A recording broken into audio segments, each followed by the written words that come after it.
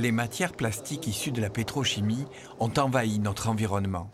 Non biodégradables, elles terminent souvent incinérées ou dans la mer. On peut aussi les réutiliser dans une économie circulaire qui recycle indéfiniment ces déchets. À Gardanne, les bouteilles de lait, conteneurs à poubelle ou autres filets anti-grêle en polyéthylène finissent en mobilier urbain. Un fabricant de plastique qui s'intéresse aux déchets, l'exemple est encore rare. On est quasiment les seuls dans le recyclage plastique à être des plasturgistes qui se sont intéressés au recyclage des matières plastiques. En général, ce sont des gens qui étaient dans le déchet, qui ont un petit peu étendu leur activité de ferraille, de papier dans le plastique. Mais nous, on est des plasturgistes et donc on l'a pris d'une façon différente de ce qui se fait en général.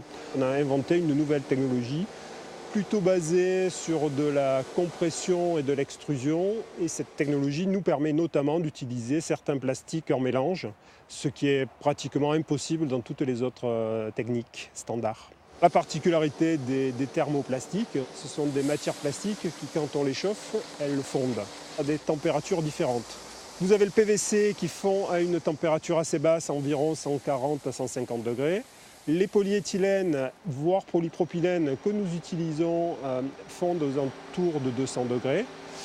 Et vous allez avoir des matières comme l'ABS, comme le PET, comme le polyuréthane, le polyamide, qui sont des matières en général qui fondent sur des températures plus importantes. Toutes les technologies qu'on a ici sont sorties de l'imagination de mon oncle, Jean-Pierre Testa, qui est un docteur en chimie, en plasturgie, et qui s'est dit qu'il faut trouver des solutions.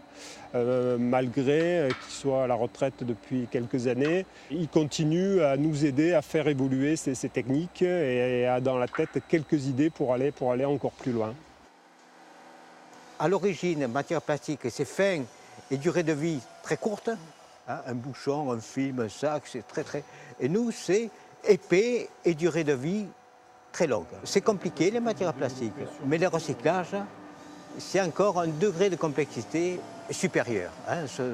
On est confronté, si on veut faire vraiment quelque chose de bien, hein, on est confronté à des difficultés, complexités, difficultés très importantes.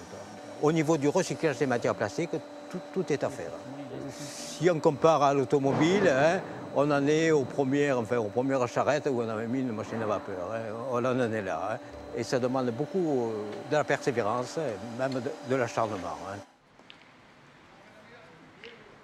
Ce banc qui a été posé sur ce site en 2007, il n'a pratiquement pas bougé depuis maintenant 12 ans.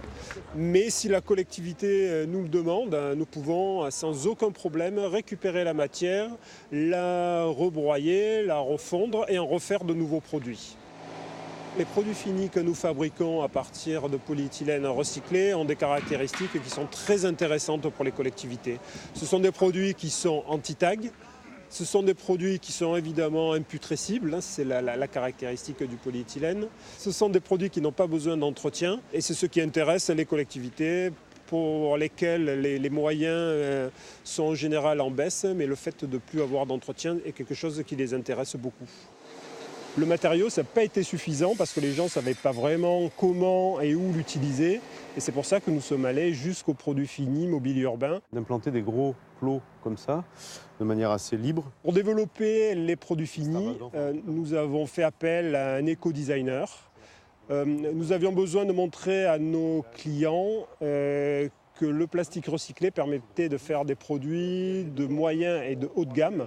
Et pour cela, pour mettre en valeur notre matériau, nous avons travaillé avec le pôle éco-design. L'intérêt réciproque a été assez rapidement mis à jour et c'est pour ça qu'il est venu s'installer dans nos locaux pour nous aider de façon un peu plus proche à faire évoluer nos produits. Ça, c'est très original, hein. C'est quelque chose vraiment de nouveau sur lequel on n'a pas encore travaillé jusque-là. Oui, c'est vrai que ça va. Je pense que on verra le prototype dans une semaine. Là. D'accord. Un détail, des coordonnées, un commentaire, rendez-vous sur le site de Prioritaire. Tu m'as dit qu'il y a éventuellement d'autres évolutions.